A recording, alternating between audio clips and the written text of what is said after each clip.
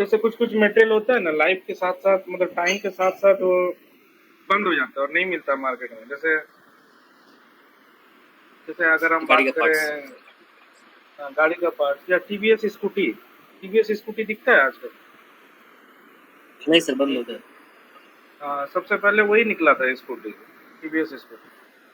तो उसके बाद फिर काइनेटिक भी आ रहा है टीवीएस सर। स्कूटी, हाँ काइनेटिक वगैरह था। कुछ कुछ प्रोडक्ट ऐसा होता है जो मार्केट में चलता है, फिर जब कंपनी देखता है कि और नहीं चल रहा मार्केट में, इसको बंद कर देता है, तो बंद हो जाता है। जैसे ऑल्टो 800 आजकल नहीं दिखता है ना, ऑल्टो दिखता तो है सर, उसके जियान यहाँ नहीं से ना, दिखता। नहीं ऑल्टो 800 भी नहीं है ना, जेन भी नहीं है। तो जो भी हो, जो भी जैसे कि मटेरियल हो, अगर एलएमएल वो, का एक बाइक था सर, अभी बंद हो गया। हाँ बंद हुई, फ्रीडम। ठीक है फ्रीडम, हाँ। तो ये तो बाइक का कहानी हो गया। ऐसा बहुत सारा प्रोडक्ट है खाने पीने में भी, ठीक है, जो पहले मिलता था आजकल नहीं मिलता। ऐसा कोई भी मटेरियल जो पहले यूज होता था, बिकता था मार्केट में, फिर मैनेजमेंट बोला कि नहीं इसको बंद करता है, इसमें और प्रॉफिट नहीं हो रहा है, इसको बंद कर दो। तो ये पॉइंट है जहाँ से उसको बंद किया जाता है। कहाँ से? ये एक्स प्लांट मटेरियल स्टेटस है ना, यहाँ जी से, सर। यहाँ से उसको ब्लॉक कर देते हैं। Block for purchasing, block for all transaction, ठीक है। यहाँ से ब्लॉकिंग कर देने से क्या होगा, ना तो इसका सेल्स ऑर्डर बनेगा, और अगर ये रॉ मटेरियल है यहाँ से ब्लॉकिंग कर देंगे तो उसका परचेस ऑर्डर भी नहीं बनेगा। यहाँ से ब्लॉकिंग किया जाता है, ठीक है। उसके बाद ग्रॉस वेट नेट वेट तो आप लोग को पता ही है, वॉल्यूम डायमेंशन ये सब हो गया। इस मटेरियल को कौन सा मटेरियल पैकेज में पैक किया जाता है, ये है वो वाला। बेसिक डेटा 2 में भी कल बताया था, तो यहाँ कुछ ज़्यादा इंपॉर्टेंट नहीं था। अगर कुछ इंजीनियरिंग प्रोडक्ट है तो वहाँ डिज़ाइन विज़ाइन मेंटेन करते हैं सब, डॉक्यूमेंट पेज नंबर ये सब। और उसके बाद यहाँ पे जो दो चीज़ इंपॉर्टेंट था वो है आपका, ये material is configurable and cross plant. तो ये कॉन्फ़िगरेबल मटेरियल क्या होता है, ये आप लोग को बाद में कभी पता चलेगा। कॉन्फ़िगरेबल मटेरियल मतलब होता है उस मटेरियल का कैरेक्टरिस्टिक्स को मेंटेन करने के लिए, ठीक है। तो मटेरियल का कैरेक्टरिस्टिक्स मतलब, जैसे स्टील होता है ना, तो स्टील में क्या क्या रहता है पता है? एक्चुअली बनाने में सर, बनाने में नहीं, जो स्टील होता है, स्टील क्या चीज से बनता है पता है? Sir stainless steel, chromium. उसके स्टेनलेस बाद स्टील या स्टील का जो जी एलिमेंट्स सर, होता है उसके अंदर में क्या क्या रहता है एलिमेंट? एक तो क्रोमियम होता है सर, हार्डनेस के लिए। हम्म, कार्बन हाँ होता है। हाँ, उसके बाद फिर सल्फर होता है सर, लाइफ के लिए। सल्फर, सिलिकॉन, तो यस सर। ऐसे करीब छह सात एलिमेंट होता है, ठीक है, जी सर। जी वो सर। रहता है स्टील में। तो वैसा कोई चीज, अगर कोई मटेरियल है जिसमें जिसका प्रॉपर्टी है, जैसे दवा, ठीक है, दवा में भी बहुत कुछ रहता है ना। जब हम लोग टैबलेट खरीदते हैं जी सर। तो उसमें लिखा रहता है ना कि इस टैबलेट में क्या चीज कितना है, जी जी, सबका क्वांटिटी लिखा रहता है। ठीक है। हाँ, तो वैसा मटेरियल जिसका प्रॉपर्टी, जिसमें उसमें क्या है नहीं है, वैसा चीज को मेंटेन करने के लिए ये मटेरियल इज कॉन्फ़िगरेबल, इसको टिक लगाना पड़ता है, ठीक है। तो टाटा स्टील में मेरे को नहीं पता ये है कि नहीं, लेकिन जिंदल में ये है, ठीक है, मटेरियल इज कॉन्फ़िगरेबल। या फिर इसको और एक तरीके से समझ सकते हैं, जैसे आ, मान लेते हैं मारुति का बलेनो, ठीक है। तो मारुति बलेनो का जो कार है, तो उसका मटेरियल कोड क्या हो जाएगा, मान लेते हैं कि 10056, ये हो जाएगा उसका मटेरियल कोड। जी सर। एंड उसका डिस्क्रिप्शन क्या हो जाएगा, मारुति बलेनो। लेकिन मारुति बलेनो में भी बहुत सारा वेरिएंट है, L1 L2 L3, मेरे को पता नहीं कैसा रहता है। तो उसमें क्या होता है, जैसे स्पेस वर्जन में एसी नहीं मिलेगा, ठीक है, तो पावर विंडो नहीं रहेगा, ऐसा रहता है। फिर उसका ऊपर वाला वर्जन में पावर विंडो रहेगा, एसी रहेगा, उसका ऊपर वाला में म्यूजिक सिस्टम रहेगा, उसका ऊपर वाला में म्यूजिक सिस्टम, पावर विंडो सब कुछ रहेगा, उसका ऊपर वाला में सेफ्टी फीचर्स रहेगा, उसका ऊपर वाला में कैमरा रहेगा। तो ऐसे करके वो लोग क्या करते हैं, प्रोडक्ट का नाम, प्रोडक्ट का नाम भी चेंज होता रहता है। बलेनो ही बोलता है लेकिन उसको क्या बोलता है, SX1, SX2, SX3, या जैसे हुंडई में बोलते हैं स्पोर्ट्स, एलिट, अस्टा, ऐसे करके नाम उसका रखते हैं। उसका मतलब क्या होता है, सेम ही प्रोडक्ट है लेकिन मॉडल कॉस्मेटिक चेंजेस, डिफरेंट है। हाँ उसमें कुछ कुछ और बाकी खूबियां हैं, कुछ अलग अलग उसमें खासियत। उस तरह का अगर कुछ कैरेक्टर मेंटेन करना रहता है कि जैसे मारुति बलेनो, लेकिन मारुति बलेनो में इसमें क्या है भाई, इसमें पावर विंडो है, स्टेयरिंग पावर है, ऐसा ऐसा जो भी चीज है, इस तरह का प्रोडक्ट को मेंटेन करने के लिए ये मेटल इज कॉन्फ़िगरेबल को टिक लगाया जाता है, ठीक है। और अगर आपका मेटेरियल एकदम सीधा सपाटा मेटेरियल है, उसमें कोई हेडेक नहीं है, तो इसको टिक लगाने की जरूरत नहीं। जैसे अभी आपका नींबू अचार, उसमें क्या प्रॉपर्टी डालेंगे आप, मैंगो पिकल, उसमें क्या रहता है, कुछ रहता है? सर उसमें आम रहता है, फिर जाके सरसों ऑयल ये वगैरह रहता है सर। हाँ वो सब रहता है, लेकिन किसी को इंटरेस्ट रहता है क्या मैंगो पिकल खरीदते समय नहीं सर। कि भाई नहीं सर। मेरे को जो है पिकल जो है अहमदाबाद वाला पिकल चाहिए, धनिया जो है मुंबई वाला चाहिए, सरसों का नहीं जो सर। तेल है अमेरिका वाला चाहिए, ऐसा कुछ डब्बा में लिखता है क्या कोई? नहीं सर। तो ऐसा मटेरियल जहाँ कस्टमर को इंटरेस्ट है कि ये जो मटेरियल है ये क्या क्या चीज से बना हुआ है, मैं क्या क्या चीज डाला हुआ है, उस मटेरियल को हम लोग ऐसे करके मेंटेन करते हैं, ठीक है। कहाँ हम लोग को ऐसा चीज देखने को मिलता है कि मटेरियल के बारे में बहुत कुछ डिटेल में रहता है उसमें, दवाई में, और दवाई का एरिया छोड़ दें। और सर ये फूड फूड प्रोडक्ट में भी दिए रहता है कि सर ये आपका फ्लेवर ये सब इसमें इंक्लूड है। हाँ कंप्यूटर लैपटॉप मोबाइल में भी रहता है ना, इतना जीबी का मेमोरी, इतना कैमरा, इतना ये उतना वो, जी सर। उसी के बेसिस में तो दाम घटते बढ़ता रहता है। मोबाइल में क्या रहता है, मोबाइल का प्रोसेसर वही रहता है, वही हाँ स्क्रीन सर। वही सब कुछ, का स्क्रीन 1 इंच बढ़ा देगा 2000 दाम बढ़ा देगा, कैमरा 20 मेगापिक्सल बढ़ा देगा फिर वो बढ़ा देगा, तो उस केसेस में इसका यूज किया जाता है, ठीक है। नेक्स्ट है सेल्स ऑर्गेनाइजेशन। सेल्स ऑर्गेनाइजेशन में पता ही है, बेस यूनिट ऑफ मेजरमेंट को आप मेंटेन किए व्यू 1 में, इसलिए यहाँ पे दिख रहा है, और डिवीजन भी व्यू 1 में रहता है, यहाँ पे दिख रहा है। यहाँ पे एक इंपॉर्टेंट फील्ड है सेल्स यूनिट, उसका क्या मतलब सर सेल्स यूनिट को हम लोग सेलिंग यूनिट भी बोलते हैं सर। है? हाँ नहीं वैसे नहीं, जैसे बेस यूनिट ऑफ मेजरमेंट होता है वैसे सेल्स यूनिट होता है। तो सेल्स यूनिट क्या होता है बेसिकली, जैसे जैसे स्टील का कॉयल, ठीक है, तो स्टील का कॉयल मान लेते हैं कि कोई अगर खरीदता है, जो कंपनी स्टील का सामान बनाता है, ठीक है, और मार्केट में स्टील का सामान बेचता है, थाली प्लेट ग्लास और जो वॉश बेसिन वगैरह किचन में जो रहता है स्टील का, स्टील का प्रोडक्ट वो बेचता है स्टील का, लेकिन वो बनाता कहाँ से, तो स्टील का कॉयल खरीद के लाता है, ठीक है। तो स्टील का कॉयल जब खरीद के लाता है तो कौन सा यूनिट में खरीदता होगा, जब वो खरीदता है तो किलो मतलब वजन के हिसाब से, लेकिन जब उसको प्रोसेस करता है, उसको काट छाट करता है, कटाई छटाई करके उसको जब कोई शेप में पीसेस में कर बनाता है, देता है। हाँ तो बेचते समय पीस में बेचता है। तो सेल्स यूनिट क्या होता है, बेचने वाला यूनिट, ठीक है, सेल्स यूनिट जी। बेचने वाला यूनिट। जैसे अगर हम बोलते हैं कि अ, जैसे जैसे अंडा का ही ले लीजिए, ठीक है, अंडा हम लोग क्या चीज में बेचते हैं, पीसेस में बेचते हैं, लेकिन अंडा कभी कभी आपको ट्रे में भी बिकता है, वो मिलेगा, या डजन में, एक जी सर। डजन अंडा। हाँ सर। तो सेल्स यूनिट क्या हो जाएगा, डजन, ठीक है।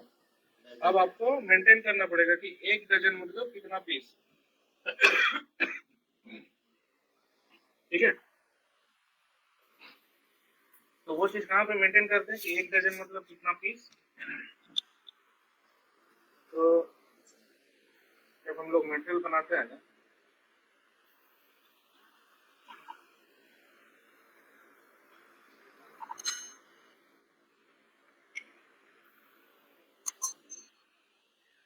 ये एडिशनल डेटा देख रहे हैं ना यहाँ ऊपर में, यहाँ पे जाके, जी सर। यहाँ पे तो डिस्क्रिप्शन है पहला वाला कि इस मटेरियल का डिस्क्रिप्शन क्या है, उसके बाद क्या यूनिट ऑफ मेजर, यहाँ पे जाके लिखना पड़ता है एक,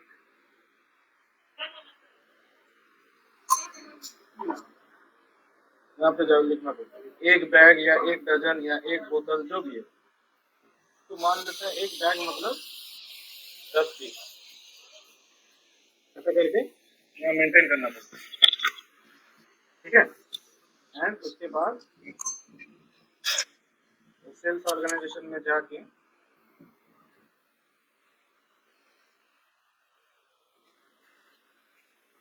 यहाँ पे सेल्स यूनिट में आप लिख सकते हैं बैग,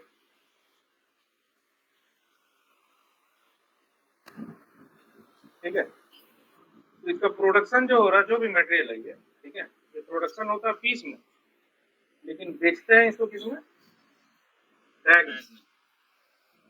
और एक बैग इक्वल टू कितना है, वो यहाँ पे मेंटेन करते हैं।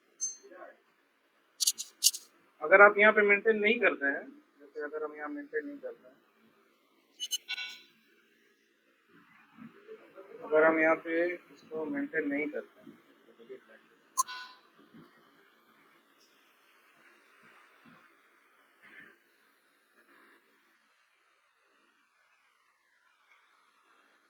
मान लेते हैं अगर आप भूल जाते हैं यहाँ मेंटेन करना, ठीक है, एंड अगर आप यहाँ पे सेल्स यूनिट में मेंटेन करते हैं, जैसे ही यहाँ एंट्री करके इंटर मारेंगे तो पूछेगा एक बैग मतलब कितना पीस होता है, यहाँ लिखना होगा एक बैग मतलब 10 पीस। तो जो चीज आप यहाँ पे लिखेंगे वो ऑटोमेटिक यहाँ पे चला जाएगा। यहाँ अपने से भी आके लिख सकते हैं, या फिर यहीं पे लिख के एंटर मारेंगे तो स्क्रीन आएगा और डाल देंगे तो सेट। तो क्या समझ में आया इसका मतलब? हाँ, तो उससे एक एक पीस का हिसाब रखने का जरूरत नहीं है, ठीक है। उससे फायदा क्या है ना कि जैसे आपका स्टॉक में मान लीजिए कि अ, अंडा का ही अगर बात करें, मान लीजिए आपका कंपनी अंडा बेचता है, ठीक है। तो अगर आपका कंपनी अंडा बेचता है तो एक एक अंडा तो नहीं बेचता होगा किसी को, ठीक है। अगर दुकानदार होगा तो एक एक पीस बेच सकता है, वो समझ में आता है। लेकिन जो कंपनी अंडा बेच रहा है, हजारों लाखों में अंडा बेच रहा होगा, ठीक है, तो उसके लिए एक एक पीस का हिसाब रखना मुश्किल है। तो क्या करेगा, डजन में हिसाब रखेगा, ठीक है। तो जैसे कोई कस्टमर ऑर्डर रिक्वेस्ट करेगा कि बोलेगा कि अंडा चाहिए, तो बोलेगा कितना डजन चाहिए, उसको नहीं पूछेगा कि कितना पीस। तो जैसे ही वहाँ 2 डजन डालेगा तो ऑटोमेटिक कितना काउंट हो जाएगा, 24 पीस, ठीक है। और जैसे ही कस्टमर को बेचेगा तो 24 पीस उसका जो अवेलेबल स्टॉक था, अंडा का जितना पीसेस था उसके पास, 24 पीस वहां से माइनस हो जाएगा, ठीक है। तो छोटा छोटा चीज में ना ये इस तरह का सेल्स यूनिट को यूज करने से इजी होता है काउंटिंग को संभालने में और कैलकुलेशन को करने में। तो जैसे जितना भी जैसे नट बोल्ट वगैरह होता है ना, जब हम लोग खरीदने जाते हैं ये हार्डवेयर दुकान में, तो नट बोल्ट क्या हिसाब से बेचता है दुकान में, कम लेने से पीस हिसाब से बेचता है, ज्यादा लेने से डजन के हिसाब से बेचते हैं। डिपेंड रहता है कौन सा मटेरियल कैसा है, वो अपना प्रॉफिट देख के उसे बेचता है, ठीक है। जैसे जैसे लड्डू लड्डू क्या चीज से बिकता है मार्केट में, पीस के हिसाब से भी बिकता है, फिर जाके किलो के हिसाब से भी बिकता है। हाँ, एक दो पीस लीजिएगा ना तो वजन में नहीं देगा आपको, पीस के हिसाब से देगा। और जब आप बहुत ज्यादा अमाउंट में मांगेंगे ना तो बोलेगा कि किलो इतना है। कोई भी मिठाई का किलो में भी बेचता है, पीस में भी बेचता है, ठीक है।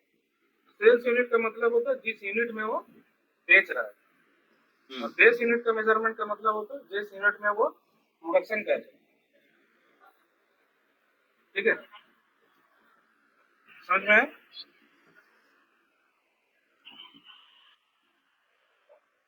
सेल्स यूनिट नॉट क्या है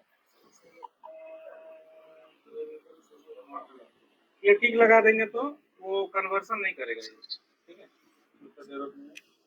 अच्छा, यूनिट ऑफ मेजरमेंट ग्रुप इसका कोई यूज नहीं है फिलहाल। यहाँ पे और एक क्रॉस डिस्ट्रीब्यूशन चैनल स्टेटस, ठीक है, ये बताता है उस मटेरियल का लाइफ। अभी एक देखे थे हम लोग कि मटेरियल का लाइफ को क्या करना है, कि मटेरियल मर गया है या क्या है, नहीं है, वो यहाँ पे था ना बेसिक डेटा 1 में एक्स प्लांट मटेरियल स्टेटस, और सेल्स व्यू 1 में क्या है, एक्स डिस्ट्रीब्यूशन चैनल स्टेटस, ठीक है। ये बताता है कि इस मटेरियल का लाइफ क्या है, ठीक है। तो मटेरियल का लाइफ का मतलब जैसे यहाँ पे देख रहे हैं कि कोई नया मटेरियल अगर लॉन्च हुआ, कोई नया ऐसा प्रोडक्ट जो कंपनी बनाया है और मार्केट में लॉन्च करना चाहते हैं, जैसे हर साल हर 6 महीने में कुछ ना कुछ नया नया गाड़ी आते रहता है, है ना। नया गाड़ी आता है तो पूरा एडवर्टाइजमेंट करता है, इधर उधर उधर पेपर ऊपर सारा, न्यूज़पेपर में, टीवी में, चैनल में, सब जगह ऐड उड़ देते। नया गाड़ी आता है तो उसको बेचने के लिए पूरा ऐड उड़ देते, तो न्यू हो गया। न्यू होने के बाद 2 महीना या 6 महीना बाद क्या रहा उसका, अब वो न्यू नहीं रहता वो, ठीक है, क्योंकि न्यू था, लॉन्च हो गया, मार्केट में बिकना चालू हो गया, लोग खरीदने लगा, तो उसका न्यू कैटेगरी से वो हट जाएगा, उसको चेंज कर देंगे क्या, एक्टिव में, क्या वो एक्टिव, ठीक है।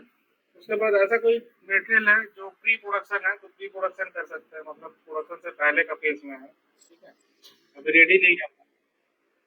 हाँ? क्या क्या, हाँ अभी रेडी नहीं हुआ, बट ऐसे ऑन पेपर या स्क्रीन में रेडी है कंप्यूटर में, बट अभी लॉन्च नहीं किया गया, ठीक है, तो प्री प्रोडक्शन। प्रोडक्शन मतलब ऐसा मटेरियल जो अभी प्रोडक्शन हो रहा है, आजकल होता है प्रोडक्शन, चल रहा है प्रोडक्शन।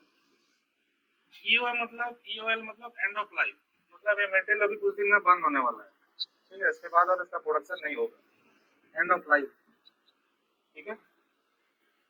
ऑब्सोलीट मतलब ये मटेरियल और मार्केट में है ही नहीं, मर गया ये मटेरियल। डीएक्टिवेटेड मतलब कि वही है कि मटेरियल अब और एक्टिव नहीं है, तो कहानी खत्म हो गई, बस। और एंड ऑफ लाइफ मतलब मटेरियल और नहीं बनाने वाले हम लोग, ठीक है। तो ऐसे करके ना हम लोग फेज बना सकते हैं। कोई भी मटेरियल का एक लाइफ होता है, जैसे इंसान का लाइफ होता है ना, पहले क्या होता है, बच्चा रहता है, फिर बच्चा से बड़ा होता है, फिर एडल्ट हो जाता है, फिर बुढ़ा हो जाता है, मर जाता है। तो मटेरियल का भी ऐसे ही होता है, मटेरियल का भी लाइफ साइकिल होता है, ठीक है। यहाँ पे हम लोग उसको मेंटेन करते हैं कि ये मटेरियल का भी कौन सा लाइफ चल रहा है, ठीक है ना, तो यहाँ पे मेंटेन करते हैं। एंड ये जो डिस्ट्रीब्यूशन चैनल स्पेसिफिकेशन स्टेटस है, ये भी सेम ही वैल्यूज को कंप्यूट करते हैं, और ये सब चीज को हम लोग कॉन्फ़िगर कर सकते हैं अपने हिसाब से, क्या डिस्क्रिप्शन रखना है, क्या कोड रखना है, P1 P2 रखना है या Z1 Z2 रखना है, ये सब चीज हम लोग अपने से कॉन्फ़िगर कर सकते हैं, ठीक है। इन दोनों में डिफरेंस क्या है, एक बार देख लेते हैं।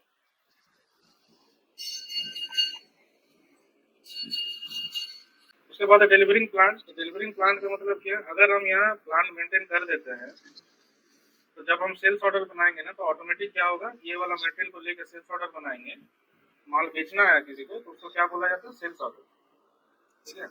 किसी से माल खरीदना है तो उसको क्या बोलते हैं, परचेस ऑर्डर। माल बेचना है तो क्या बनता है, सेल्स ऑर्डर, हाँ, और माल खरीदना है तो परचेज ऑर्डर। परचेस। तो हम लोग परचेस ऑर्डर नहीं बनाते हैं, क्योंकि हम लोग सेल्स देखते हैं, तो सेल्स वाला लोग क्या बनाते हैं, सेल्स ऑर्डर। परचेस ऑर्डर कौन बनाता है, एमएम वाले लोग बनाते हैं, ठीक है? ये लोग एमएम मॉडल में करते हैं। तो यहाँ पे प्लांट अगर आप फिक्स कर देते हैं, तो जब आप सेल्स ऑर्डर बनाएंगे, कोई अगर कस्टमर आया और ये मटेरियल खरीदने मांगा, तो ऑटोमेटिक सेल्स ऑर्डर में ये प्लांट आ जाएगा, कुछ करने का जरूरत नहीं। अगर यहाँ मेंटेन नहीं करेंगे तो मैनुअली वहाँ ऑर्डर बनाते समय डालना पड़ेगा। और ये डिलीवरिंग प्लांट क्या बताता है कि ये मटेरियल कहाँ से डिलीवरी होता है। जैसे आपका कंपनी में मान लीजिए 3-4 प्लांट है, ठीक है, तो आप फिक्स कर सकते हैं कि ये वाला मटेरियल इसी प्लांट से ही सेल होता है, क्योंकि यहीं पे मैन्युफैक्चरिंग होता है, यहीं पे इसका प्रोडक्शन होता है। मेटल ग्रुप तो व्यू वन से आ गया, बेसिक डेटा व्यू वन से। उसके बाद है टैक्स। तो टैक्स क्या बताता है कि जो मटेरियल है, ये मटेरियल का टैक्स लगाना है या नहीं लगाना, ठीक है। जैसे अभी जीएसटी आया ना, अभी क्या चल रहा है इंडिया में, जीएसटी चल रहा है। हाँ, जीएसटी। तो जीएसटी में कौन कौन सा मटेरियल है जिसमें टैक्स नहीं लगता, जीएसटी प्रोडक्ट लिस्ट भी नहीं दिया, देखो क्या क्या है, ये देखिए, ये सब में नहीं लगता। नॉन जीएसटी गुड्स किसमें, मछली, अंडा, दूध, फिर अंगूर, फिर watermelon, ginger garlic, coffee beans, चाय पत्ती, ठीक है, ऐसा कुछ कुछ चीज है। उसके बाद फिर गेहूँ, चावल। तो जीएसटी लगना है कि नहीं लगना है, उसका कंट्रोल कहाँ से होता है, यहीं से होता है।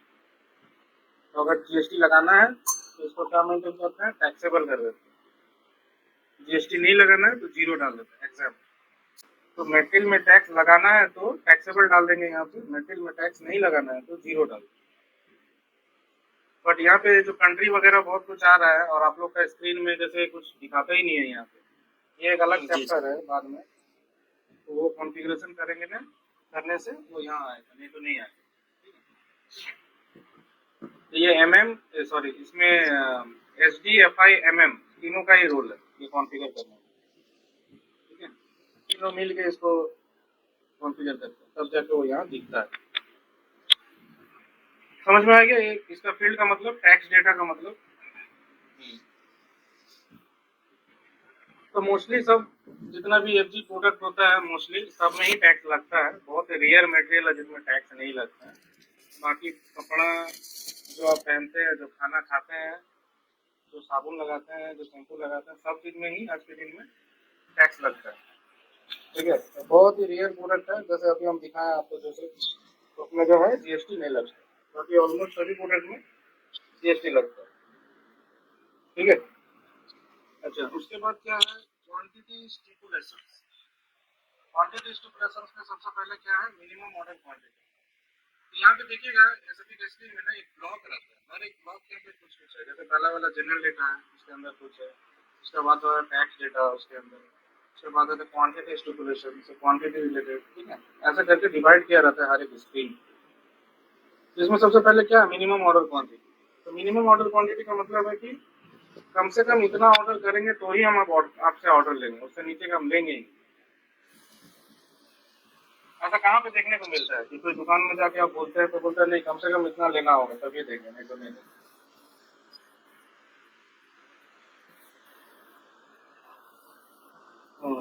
और रिटेल में, होलसेल में तो कोई भी प्रोडक्ट सिंगल नहीं देगा, सभी चीज में बोलता है कि इतना लेंगे। रिटेल में कहाँ से,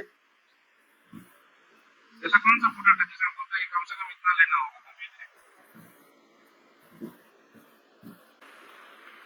तो मिनिमम ऑर्डर क्वांटिटी का मतलब कि कम से कम इतना लेंगे तो ही हम आपका ऑर्डर बुकिंग करेंगे, नहीं तो हम नहीं करेंगे ऑर्डर, नहीं लेंगे। हाँ सर, ये एक बात बोलना चाहेंगे सर, ये इसमें फ्लिपकार्ट में सर और इसमें अमेजन में सर होता है क्या कि कोई प्रोडक्ट अगर ले रहे हैं हम लोग तो उसमें मिनिमम बताया जाता है कि इतना अमाउंट का होना चाहिए। अगर इसके कम का हुआ विद इन, अगर 100 रुपये से कम का हुआ तो डिलीवरी चार्ज जोड़ देता सर उसमें। ये होता है, देखे हैं सर। हाँ वो तो ठीक ही है, वो भी एक तरह का तो है।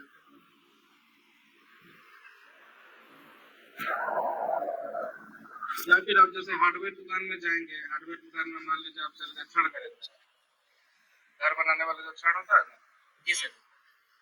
ठीक है।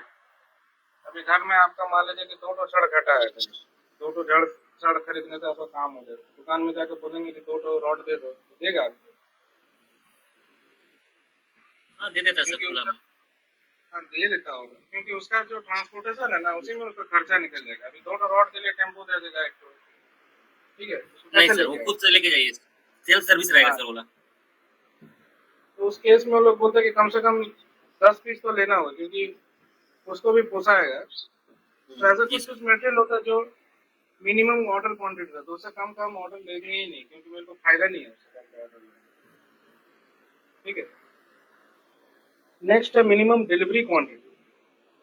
ये है ऑर्डर लेने के लिए, यहाँ हम डिलीवरी नहीं कर रहे, हम खाली कस्टमर का ऑर्डर के लिए हम बोल रहे हैं कि इससे कम का ऑर्डर हम लेंगे ही नहीं। और ये है इससे कम का डिलीवरी हम करेंगे ही नहीं। दोनों में अंतर है, एक है ऑर्डर लेना और एक है मटेरियल देना, ठीक है। मिनिमम डिलीवरी क्वांटिटी फोन करिए, इसके बारे में बताएगा। Minimum quantity that may be delivered to a customer, इससे कम का मटेरियल हम डिलीवर करेंगे ही नहीं। और ये इससे कम का ऑर्डर हम लेंगे ही नहीं। यहाँ पे देखिए मिनिमम ऑर्डर क्वांटिटी कितना डाला, 45। 45 से नीचे 45 पीस, यहाँ पे ईच डाला हुआ मतलब पीस है। 45 पीस का नीचे का ऑर्डर हम लेंगे ही नहीं, और 15 से नीचे का डिलीवरी हम देंगे नहीं, कम से कम 15 या उससे ज्यादा का ही देंगे, ठीक है। और यहाँ पे जो डिलीवरी यूनिट है ये क्या है, जैसे कोई कोई मटेरियल होता है ना जो लॉट में बनता है, ठीक है, खुचरा में नहीं होता। जैसे अगर आप दवा दुकान में दवा खरीदते हैं, जो टेबलेट वगैरह है, कुछ कोई दुकान होता है ना वो काट के दे देता है, 2 पीस मांगने से वो टेबलेट स्ट्रिप्स में से 2 पीस काट के दे देता है। और कोई कोई दुकान होता है बोलता है नहीं यहाँ कटाई चटाई नहीं होगी, लेने तो पूरे 10 पीस लेना होगा, ठीक है। तो अगर मान लीजिएगा यहाँ पर आपको 25 पीस चाहिए, एक स्ट्रिप्स में कितना रहता है? 10 पीस होता है। 10 पीस मिनिमम आता है। 10 पीस रहता है, या किसी किसी में 15 भी रहता है। तो मान लीजिए कि कोई ऐसा टैबलेट है पैरासीटामोल, वो 10 पीस रहता है हमेशा, तो पैरासीटामोल खरीदने का आपको चाहिए 25 पीस, ठीक है। तो कितना तो पर्ची पकड़ाएगा? 3 तो पकड़ाएगा, ठीक है। और बोलेगा कि 5 तो काट के नहीं देगा, आपको 30 पीस लेना होगा। मतलब या तो 20 लीजिए या 30 लीजिए। हाँ, या तो 20 लीजिए या तो 30 लीजिए। तो मतलब हम काटा काटी नहीं कर सकते हैं ये मेटेरियल, क्योंकि जो काट के रखेंगे वो मेरा लॉस हो जाएगा, कोई लेगा नहीं उसको। तो जो डिलीवरी यूनिट होता है वो बताता है कि जो प्रोडक्ट आप खरीद रहे हैं वो कितना कितना करके इंक्रीज होता है। तो जैसे मैंने 10-10 पीस का बताया, तो किसी को अगर 40 पीस लेना रहेगा तो वो ले सकता है आराम से। 4 पीस पकड़ा देंगे, 4 तो स्टिक्स पकड़ा देंगे तो 40 पीस हो जाएगा, ठीक है।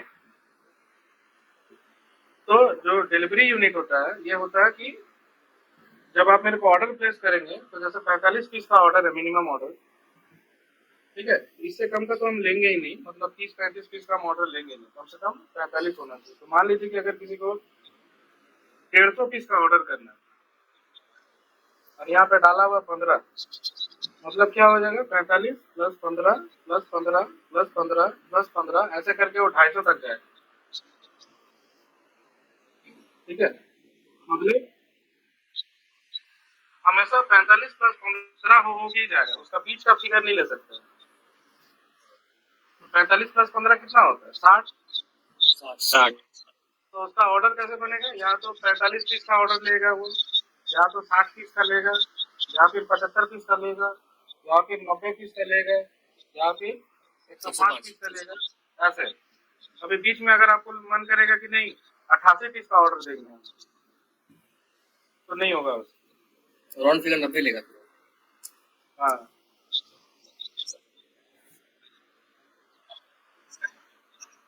हम्म, 15-15 करके 3 बार देगा उसको, 15-15 करके। तो उसको 3 बार में डिलीवरी करेगा, या फिर 3 बार में डिलीवरी नहीं, मतलब वो जब भी डिलीवरी करेगा ना तो 15 का लॉट में डिलीवरी करेगा। 45 पीस का ऑर्डर है तो 15 पीस देगा, या फिर एक ही बार में 45 दे देगा, या फिर एक ही बार में 30 पीस दे देगा, 15 पीस दे रहेगा। ऐसा नहीं कि 10 पीस देगा फिर 5 पीस देगा, फिर 10 पीस देगा, फिर 2 पीस देगा, फिर 5 पीस देगा, ऐसा नहीं।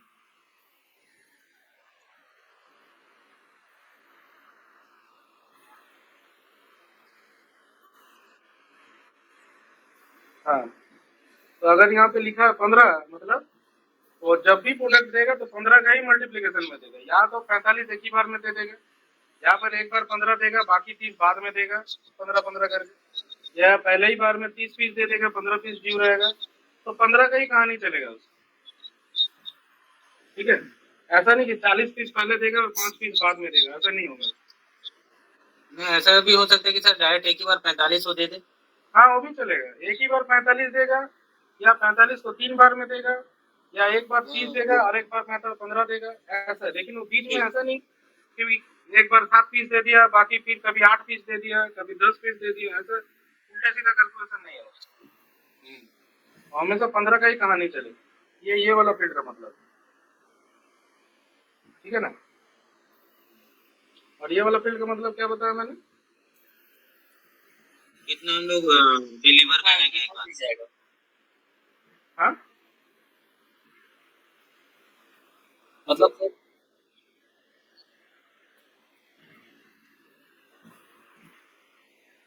ये डिलीवरी यूनिट जो है ये 15-15 पीस करके डिलीवरी होगा।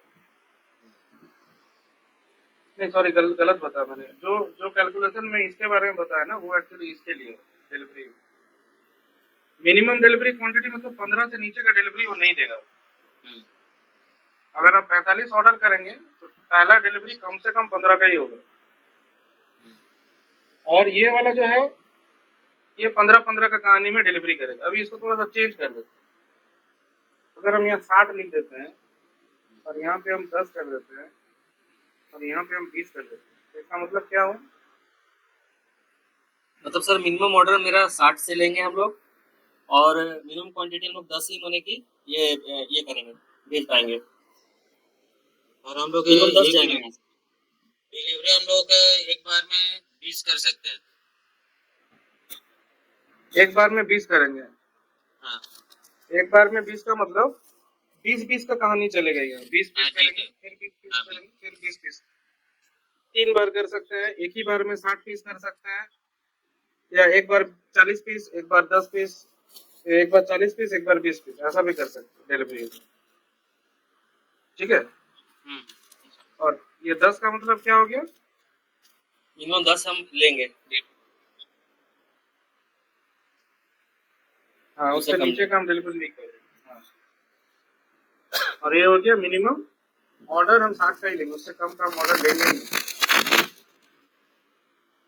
ठीक है। नेक्स्ट है सेल्स ऑर्गेनाइजेशन 2।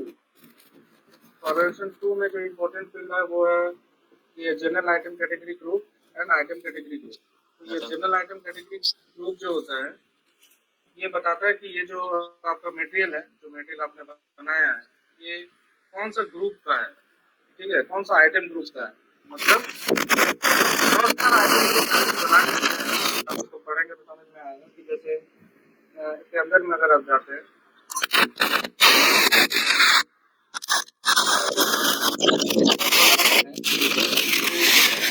कॉन्फ़िगरेशन वाला मटेरियल है, जैसे अभी हम बता रहे थे कि वो दवा में जैसे रहता है, मार्कर रेट होता है, इस तरह का अगर मटेरियल कॉन्फ़िगरेशन। और प्रॉब्लम कर रहा था। अभी ठीक है? अभी ठीक है ना?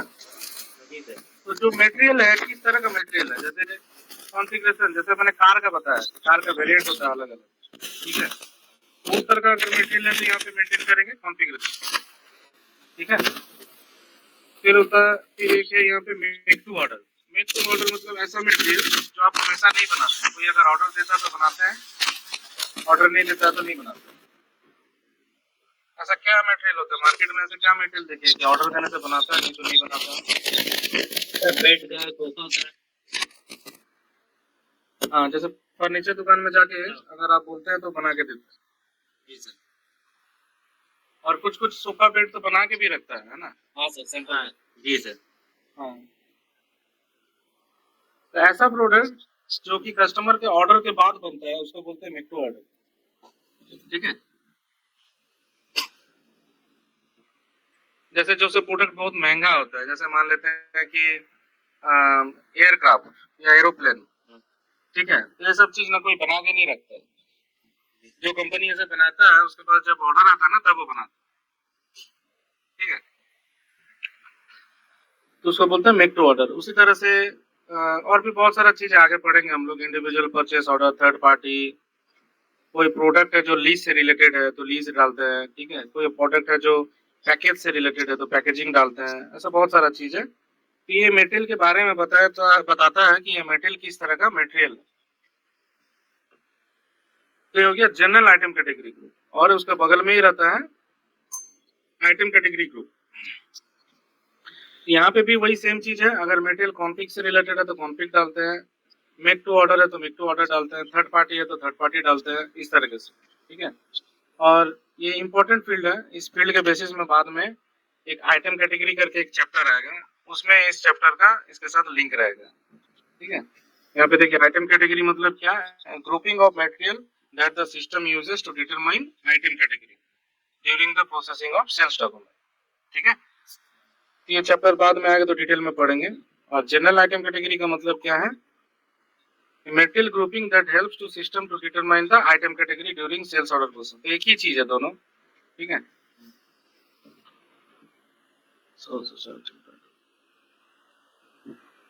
तो मोस्टली हम लोग यहाँ पे क्या मेंटेन करते हैं, यहाँ तो मेंटेन नहीं करते हैं, यहाँ पे NORM मेंटेन करते हैं, स्टैंडर्ड आइटम नॉर्म। या फिर यहाँ पे ब्लैंक रखने से भी कोई प्रॉब्लम नहीं है, बट यहाँ पे आपको एक्चुअली क्या होना चाहिए आपका मटेरियल का कैटेगरी वो डालना पड़ता है। ठीक है, उसके बाद यहाँ पे मटेरियल प्राइसिंग ग्रुप जो है ये प्राइस से रिलेटेड है कि इस मटेरियल का प्राइस जो होगा वो नॉर्मल है, स्पेयर पार्ट्स है, किस तरह का मटेरियल प्राइसिंग ग्रुप आप बनाना चाहते हैं, जिसके बेसिस में आप बाद में प्राइस मेंटेन कर सकते हैं। ठीक है, ऑटोमेटिक प्राइसिंग के लिए।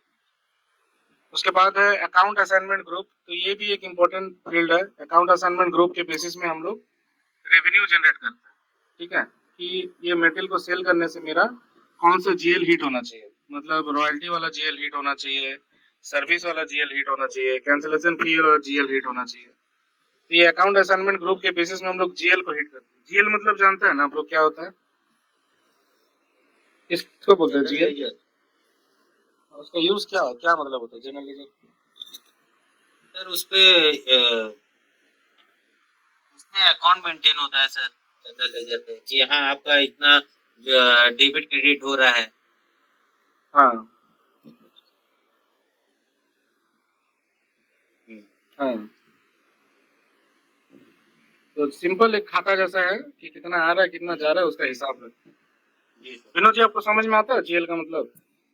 नहीं सर, अभी गूगल ही कर रहे हैं सर इसको। आप क्या लेके पढ़े हैं इंटर में? ग्रेजुएशन कौन सा मेरा सर सब्जेक्ट में किया? आर्ट्स में रहा है सर मेरा। तो आर्ट्स में इकोनॉमिक्स वगैरह पढ़ा है कि नहीं? हाँ इकोनॉमिक्स पढ़ा है। नहीं इकोनॉमिक्स चैप्टर नहीं था मेरा सर, उसको नहीं लिए थे सर। ज्योग्राफी था, हिस्ट्री था। नहीं सर, जैसा कि नॉर्मल बेसिस पे जो अकाउंट से रिलेटेड आता है कि हाँ आपका इतना अमाउंट डेबिट हुआ, डेबिट मतलब इतना पैसा कट गया, पैसा इतना अमाउंट आपका अकाउंट में क्रेडिट हुआ, मतलब जमा हो गया नॉर्मली। हाँ। तो क्या होता है कि हर कंपनी में एक जीएल मेंटेन किया जाता है, खाता मेंटेन किया जाता है। उसमें हम लोग देखते हैं कितना आया कितना गया कितना बचा। जो बचता है वही नेक्स्ट डे उसका ओपनिंग हो जाता है, फिर कितना आया कितना गया फिर कितना बचा वो क्लोजिंग हो जाता है। ऐसे ही रहता है ना? हाँ जी सर। जी सर। तो ये हो गया आपका अकाउंट असाइनमेंट ग्रुप। ये बाद में इसके बारे में एक बड़ा चैप्टर आएगा, देखेंगे। तो फिलहाल अभी के लिए इतना ही है इसमें। उसके बाद है प्रोडक्ट हायरार्की। तो प्रोडक्ट हायरार्की का मतलब होता है कि ये जो प्रोडक्ट है उसका हायरार्की मेंटेन कर सकता है। हायरार्की करने का मतलब क्या होता है, एक ट्री स्ट्रक्चर जैसे होता है। ठीक है, तो मेटेरियल का भी ट्री स्ट्रक्चर होता है कि ये कौन है, इसका पापा कौन है, उसका पापा कौन है, उसका पापा कौन है। ऐसे करके हम लोग एक चैनल बना सकते हैं प्रोडक्ट हायरार्की। ठीक है, सब इंडस्ट्री में नहीं होता है बट कोई कोई इंडस्ट्री में करता है।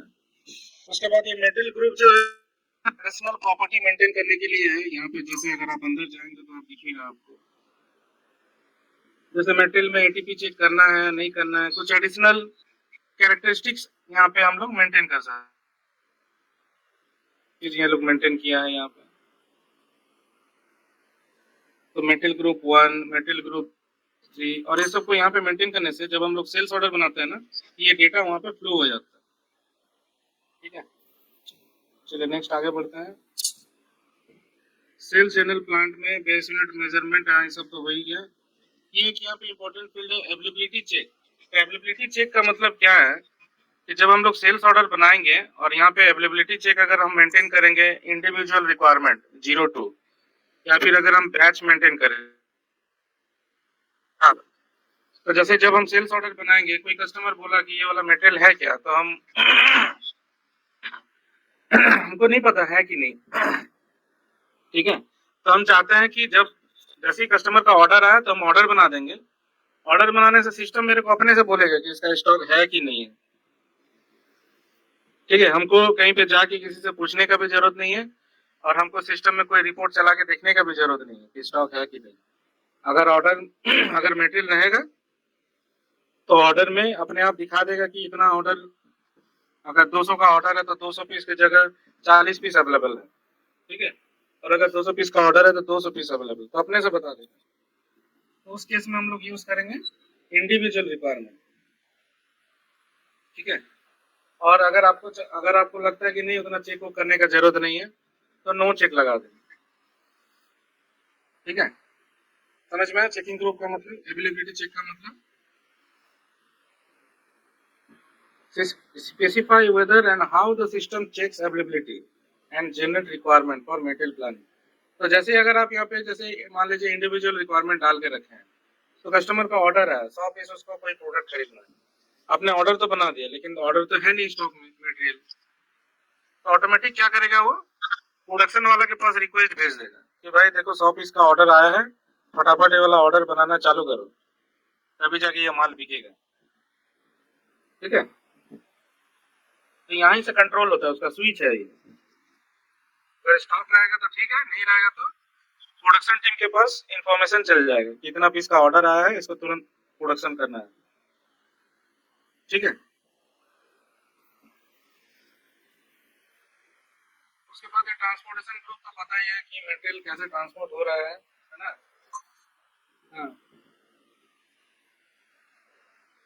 हाँ हाँ, सुन रहे।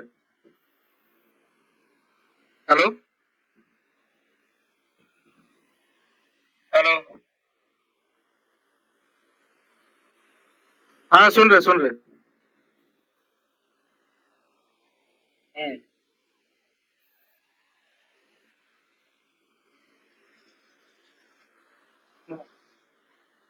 हम्म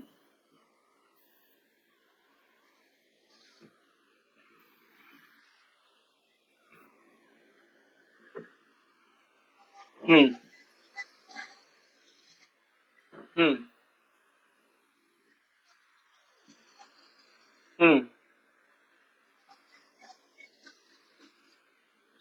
हाँ, उसको एमआरपी बोलते हैं उसको। हाँ, ऐसा है सिस्टम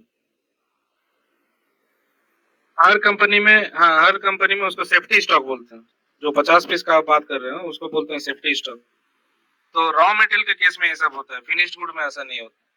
ठीक है, रॉ मटेरियल में इसलिए होता है क्योंकि फर्नेस चलाने के लिए हमेशा आपके हाथ में स्टॉक होना चाहिए रॉ मटेरियल। क्योंकि अगर फर्नेस एक बार बंद हो जाएगा, क्योंकि अगर आपके पास स्टॉक नहीं है तो फर्नेस बहुत बड़ा लॉस हो जाता है कंपनी को। जैसे कि टाटा स्टील का फर्नेस है। जी सर। हाँ, तो उसका एक मिनिमम स्टॉक वो लोग हमेशा रखता है कि कोयला हमेशा इतना रहना चाहिए, आयरन और इतना रहना चाहिए। ठीक है, जो भी चीज वो लोग डालता है फर्नेस में तो हमेशा ये रेडी कर देना। जैसे कि हमारे यहाँ पर भी फर्नेस है सर, उसको हमेशा जिंक होना चाहिए कि हमेशा हाँ वो पॉट फर्नेस वो चलता रहे। अगर जिंक नहीं रहा हाँ, है तो ऑटोमेटिक वो धीरे धीरे बंद हो जाएगा, और वो बंद हो जाए तो फिर जाके उसको फिर रिस्टार्ट करने में कंपनी का डबल पैसा लग जाएगा। डबल पैसा लगता है। इसीलिए आप देखे होंगे कोई भी फर्नेस कभी बंद नहीं होता। जी हाँ जी सर। सर। ठीक है, तो उसको सेफ्टी स्टॉक बोला जाता है कि भाई कम से कम इतना तो प्लांट में रहना ही चाहिए। और जैसे ही वो सेफ्टी स्टॉक छूने वाला रहता है, जैसे घट घट के सेफ्टी स्टॉक टच करेगा, जैसे वो 50 पीस बोल रहा है, तो जैसे ही 50 पीस में आके टच हो जाएगा तो ऑटोमेटिक नया रिक्वायरमेंट जनरेट हो जाएगा कि भाई देखो 50 पीस टच हो गया उसका, फटाफट माल मंगाओ। क्योंकि ये 50 पीस ज्यादा दिन टिकने नहीं वाला है, 50 पीस 2 दिन में खत्म हो जाएगा। तो तुरंत हड़बड़ी मच जाएगा उधर, और वो लोग माल तुरंत ऑर्डर कराएगा, ऑर्डर को लेके आएगा, मतलब बहुत भगदड़ हो जाता है। तो सेफ्टी स्टॉक रहने से एटलीस्ट आप 2-4 दिन चला सकते हैं। लेकिन अगर आप सेफ्टी स्टॉक भी मेंटेन नहीं करेंगे और अचानक से खबर आया कि पूरा माल खत्म हो गया, तो फिर तो अलग ही कहानी हो जाएगा। ठीक है, तो रॉ मटेरियल के केस में हम लोग बेसिकली सेफ्टी स्टॉक मेंटेन करते हैं। एफजी में जरूरत नहीं है। एफजी में मान लीजिए कि अगर स्टॉक नहीं है तो क्या होगा, ज्यादा से ज्यादा कस्टमर को हाथ खड़ा कर देंगे, नहीं है स्टॉक बोल देंगे। हम्म। ठीक है, उसको बोल देंगे कि तो 2 दिन बाद आइएगा, मिल जाएगा। ऐसे ही नहीं होता है। जी। उतना तो बोल ही सकते हैं, और कस्टमर को भी उतना अर्जेंसी नहीं रहता है, और रहेगा तो जाके खरीद लेगा कहीं से। तो दूसरा दुकान देखेंगे। ठीक है, तो उसमें बहुत ज्यादा नुकसान नहीं है कुछ। बट अगर रॉ मटेरियल नहीं है और फर्नेस बंद हो जाएगा तो बहुत बड़ा नुकसान है उसमें कंपनी को। ठीक है, तो एफजी में हम लोग सेफ्टी स्टॉक मेंटेन नहीं करते कि हमेशा इतना स्टॉक होना ही चाहिए मेरे पास, ऐसा कुछ रूल नहीं है। रहेगा तो बिकेगा, नहीं रहेगा तो नहीं बिकेगा। और कहाँ से हम 50 स्टॉक हमेशा ब्लॉकिंग करके रहेंगे, क्योंकि सेल्स का रूल बोलता है कि माल हमेशा 0 तक बेच देना है, 1 पीस भी नहीं रखना है। ये सेल्स का रूल है, क्योंकि माल रखने के लिए थोड़ी बेचा जाता है। ठीक है, क्योंकि उसका एक्सपायरी डेट है, उसका एक टाइम टेबल है। हम रख के क्या करेंगे 50 पीस हाथ में। ठीक है, तो माल झाड़ के बेचा जाता है एकदम 0 होने तक, लेकिन रॉ मटेरियल में 0 नहीं किया जाता। ओके, देन है आपका लोडिंग ग्रुप कि माल लोड कैसे होता है गाड़ी में या हाथ से कैसे करते हैं। ट्रांसपोर्टेशन ग्रुप मतलब माल को लेके कैसे जाते हैं। ठीक है, ये 2 इंपॉर्टेंट फील्ड है। उसके बाद जो इंपॉर्टेंट फील्ड है वो है ये प्रॉफिट सेंटर। Yes sir. तो प्रॉफिट सेंटर क्या है? प्रॉफिट सेंटर एक, ये भी एक जीएल है। ये जो कोड है यहाँ पे, ये एक जीएल है। और प्रॉफिट सेंटर में क्या होता है? प्रॉफिट बुकिंग होता है। एक प्लांट के अंदर में मल्टीपल प्रॉफिट सेंटर हो सकता है। ठीक है, और प्रॉफिट सेंटर में ही जो है प्रॉफिट को बुक किया जाता है। तो जैसे अगर मान लेते हैं कि टाटा स्टील का एग्जांपल तो बड़ा हो जाएगा। जैसे टाटा स्टील में सीआरएम डिवीजन जो है, जहां से कॉयल सब निकलता है, मतलब फाइनल प्रोडक्ट वहीं पे बनता है सीआरएम में, है ना। तो एसएमएस ओसएमएस घूमने के बाद, एचएसएम घूमने के बाद फाइनल प्रोडक्ट जो है सीआरएम में बनता है। एचएसएम से भी माल डिस्पैच होता है, व्हाइट कॉल वगैरह, ये ब्लैक कॉल रहता है ना एचएसएम में।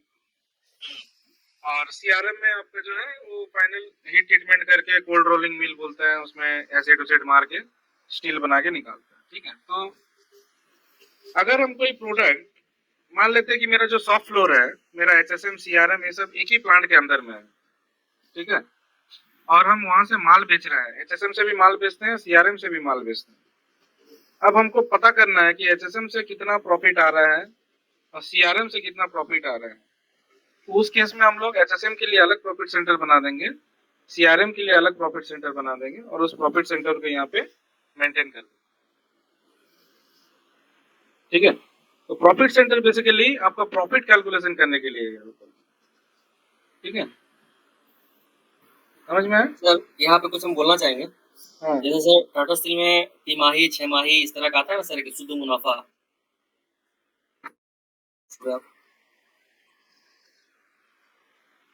हाँ, इसी के ऊपर, अच्छा ठीक है सर। ठीक है।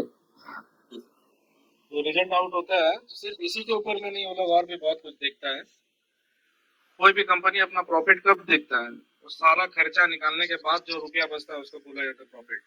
जी सर, शुद्ध मुनाफा। हाँ, अगर आप दुकान चलाते हैं तो दुकान के स्टाफ को पैसा देने के बाद, रॉ मटेरियल खरीदने का पैसा होने के बाद, बिजली का बिल देने के बाद, होटल का भाड़ा देने के बाद, ऐसे सब कुछ देने के बाद जो 2 रुपया या 4 रुपया आपके हाथ में बचेगा, वही होगा आपका प्रॉफिट।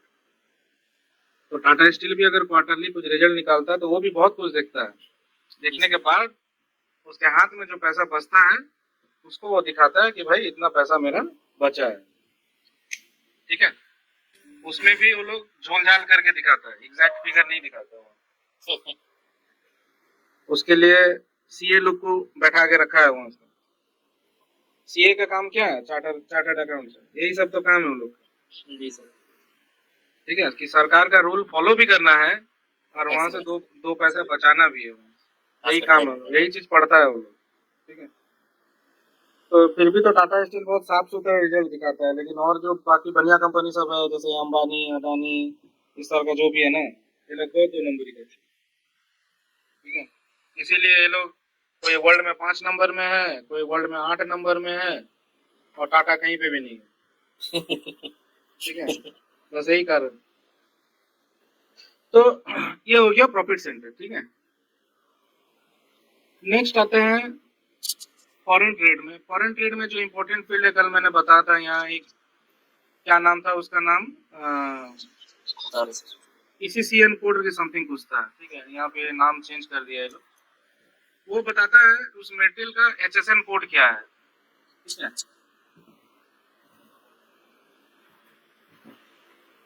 HSN कोड मतलब जब जीएसटी आया ना, तो हर एक प्रोडक्ट का एक कोड जनरेट किया गया, मतलब पहले से भी था,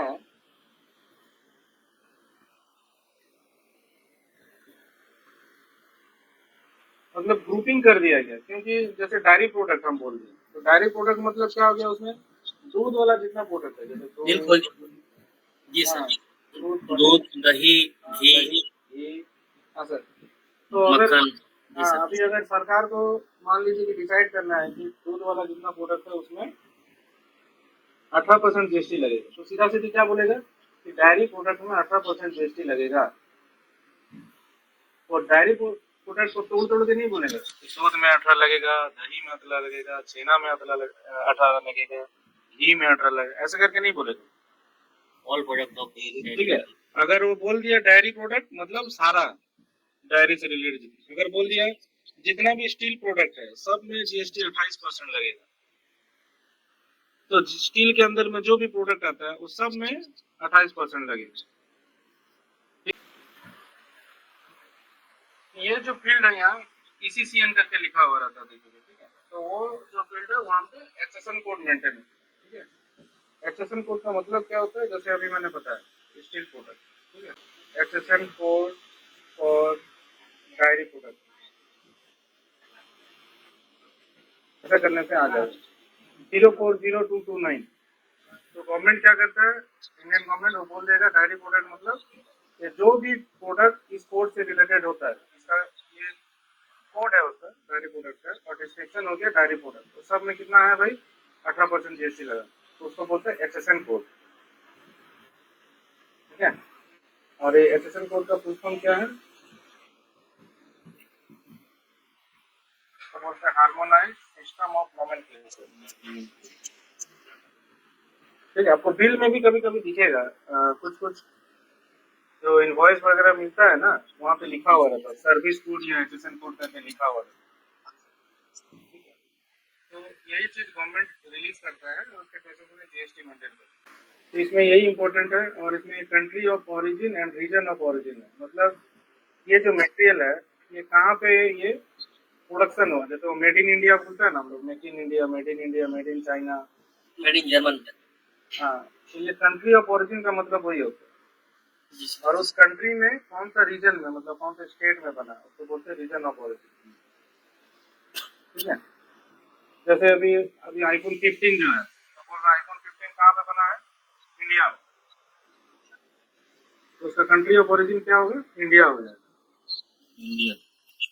ठीक है, एंड रीजन ऑफ ओरिजिन जिस स्टेट में बना होगा वो हो जाएगा उसका रीजन ऑफ ओरिजिन। ठीक है, तो कंपनी कहीं पे भी हो सकता है, बट प्रोडक्शन उसका जहाँ पे हो रहा है वही है उसका कंट्री ऑफ ओरिजिन। जैसे टाटा स्टील तो यूरोप में भी है, इंडिया में भी है ना, तो जो जो प्रोडक्ट इंडिया में बन रहा है वो इंडिया हो जाएगा, जो प्रोडक्ट यूरोप में बन रहा है वो यूरोप हो जाएगा। ठीक है, उसके बाद है सेल्स टैक्स। तो सेल्स टैक्स है, जैसे इस मटेरियल के बारे में अगर कुछ इंफॉर्मेशन आपको देना है, और यहाँ पे मेंटेन करने से क्या होगा, जब इस मटेरियल का सेल्स ऑर्डर बनाएंगे ना तो वहाँ पे ये टैक्स लो हो जाएगा। तो जैसे ये मटेरियल अगर मान लीजिए कि ये ऐसा मटेरियल है जिसको खुले में लेके नहीं जाना है, इसको बढ़िया से पैकिंग करके लेके जाना है, तो यहाँ पे आप लिख सकते हैं कि मटेरियल शुड बी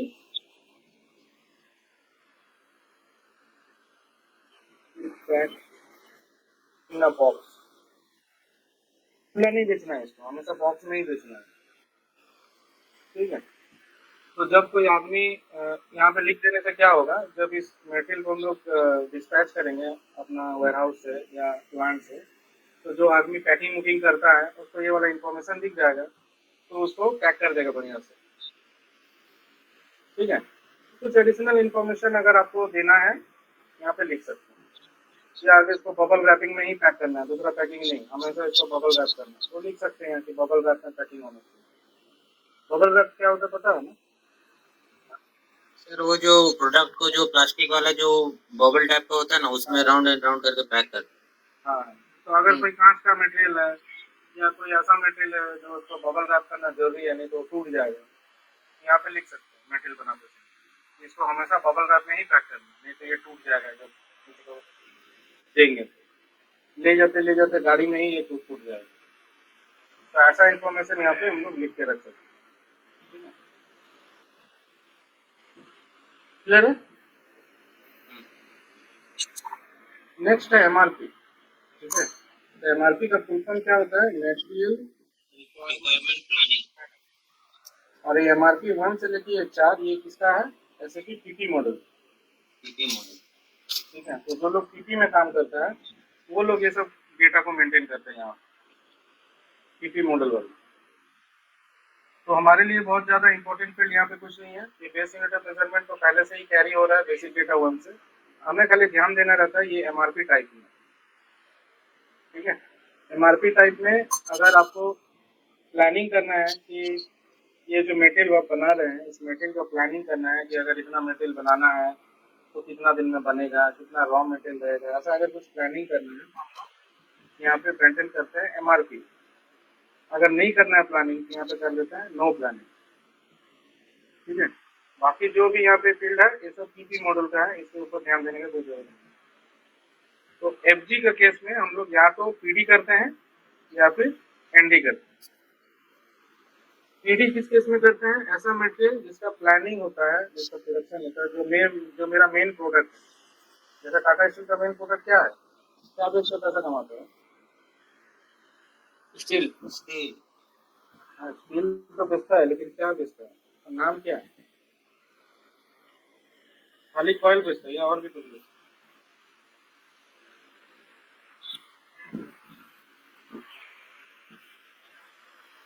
क्या आप लोग तो टाटा स्टील के अंदर जाते हैं, क्या क्या बेचता है टाटा स्टील? क्या विनोद जी, क्या बेचता है टाटा स्टील?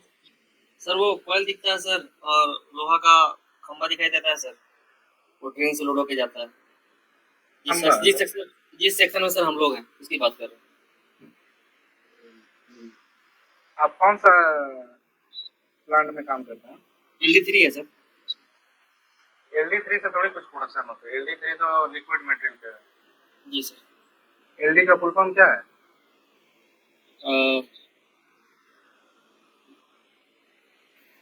L से तो लिक्विड है, D से क्या है?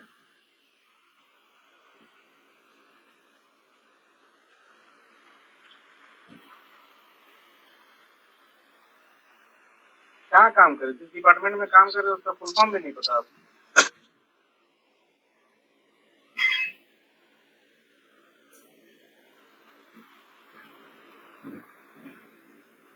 क्या होगा LD का फुल फॉर्म? तो ऐसा प्रोडक्ट जो उसका मेन प्रोडक्ट है, जिसको फिर बेच के वो पैसा कमाता है, उस केस में पीडी मेंटेन करते हैं। और ऐसा प्रोडक्ट जो कहीं कहीं से आ जा रहा है, वो बनाता नहीं है, जैसे स्क्रैप, ठीक है, स्क्रैप को कोई प्रोडक्शन नहीं करता, ऑटोमेटिक हो जाता है। फिर प्लांट के अंदर बहुत सारा कचरा होता है, कभी पेड़ पौधा वाला चीज बेचना रहता है, कभी कोई कचरा बेचना रहता है, ठीक है। तो उस तरह की चीज में हम लोग यहाँ नो प्लानिंग करते हैं। तो जो मेन प्रोडक्ट है, जो प्राइम प्रोडक्ट है, उसके लिए पीडी करते हैं, जहाँ पे उसका प्रोडक्शन होता है। सब लोग उसमें बिजी रहते हैं, प्लानिंग करते हैं, डिस्कशन करते हैं, मीटिंग करते हैं, उसको पीडी करते हैं। और ऐसा मटेरियल जिसको बेचते हैं बट वो उतना इम्पोर्टेंट नहीं है, उसके लिए कोई प्लानिंग नहीं करना पड़ता, उसको नो प्लानिंग, ठीक है।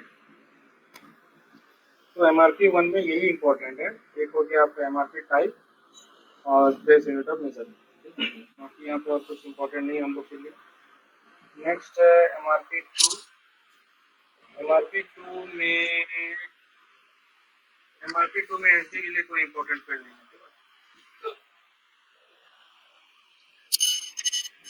MRP 3 में अवेलेबिलिटी चेक है, ठीक है। तो वो था SD के लिए अवेलेबिलिटी चेक था, ये है प्रोडक्शन के लिए, PP मॉडल के लिए, ठीक है। हमारा इंटरेस्टेड नहीं है इसमें।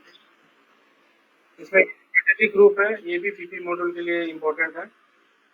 उसके बाद है MRP 4। MRP 4 में भी हम लोग के लिए कुछ इम्पोर्टेंट नहीं है। तो ये था टोटल MRP, ठीक है। उसके बाद है प्लांट स्टोरेज लोकेशन 1। तो यहाँ पे ये बैच मैनेजमेंट, ये इम्पोर्टेंट है,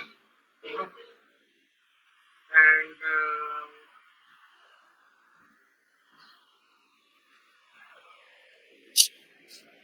बैच मैनेज प्लांट स्टोरेज 4 में इम्पोर्टेंट नहीं है कुछ फिलहाल हम लोग के लिए। ये बैच मैनेजमेंट क्या होता है, ये इम्पोर्टेंट है। तो बैच क्या होता है? जब कोई चीज प्रोडक्शन किया जाता है, ठीक है, तो प्रोडक्शन तो चलता रहता है हमेशा।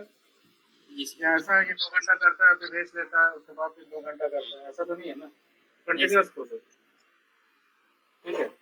तो उस कंटिन्यूअस प्रोसेस में जो प्रोडक्ट बन रहा है, तो अगर मान लेते हैं कि कोई प्रोडक्ट है जो खराब बन गया, कंटिन्यूअस बन रहा, तो ये प्रोडक्ट के बीच में कोई कारण से खराब हो जाए, कैसे पता चलेगा कि वो कितना बजे खराब हुआ या कौन सा टाइम पे वो खराब हुआ है? तो पता चलेगा सर?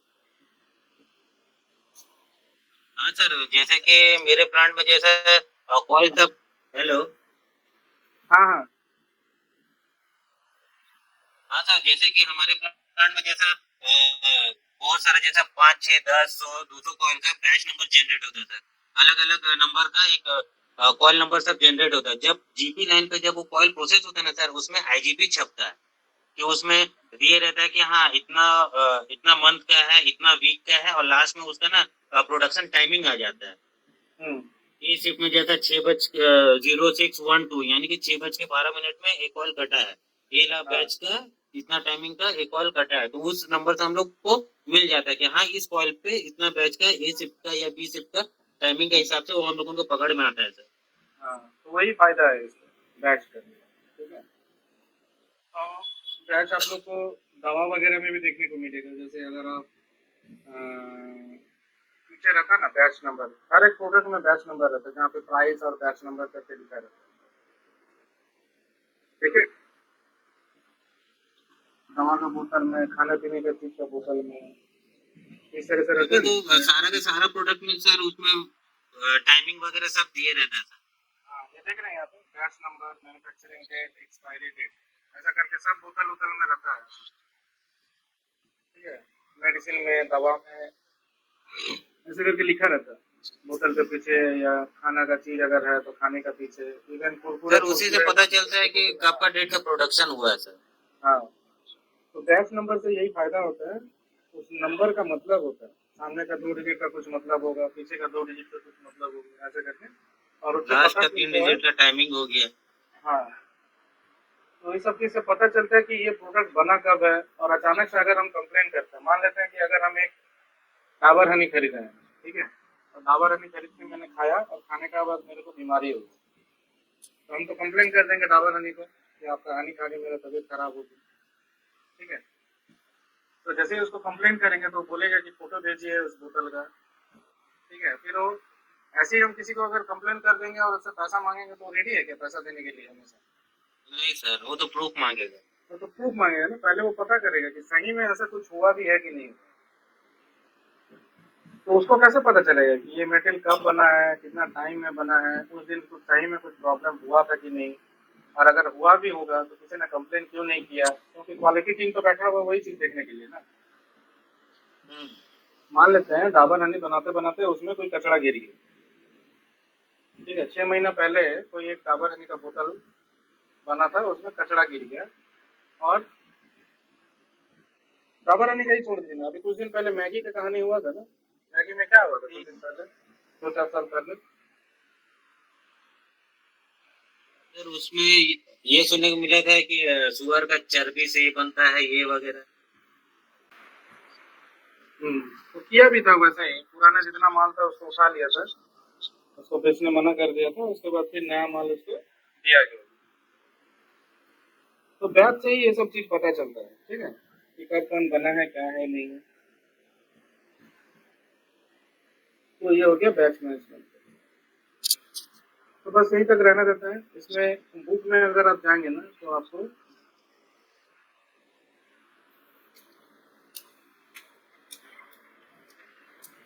ये जो भी चीज मैंने अभी इतना 1-1.5 घंटा बताया ना, वो सबका वहाँ पे लिखा हुआ है।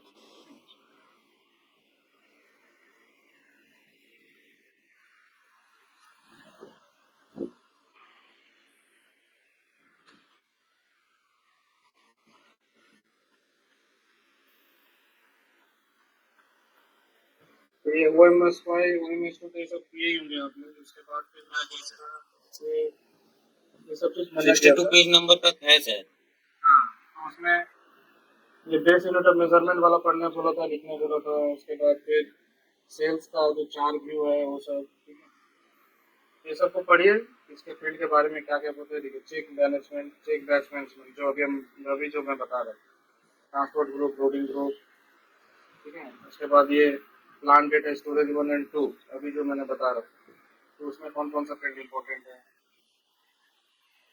उसके बाद हम लोग अकाउंटिंग करेंगे, MRP का भी दिया होगा इसमें, ठीक है।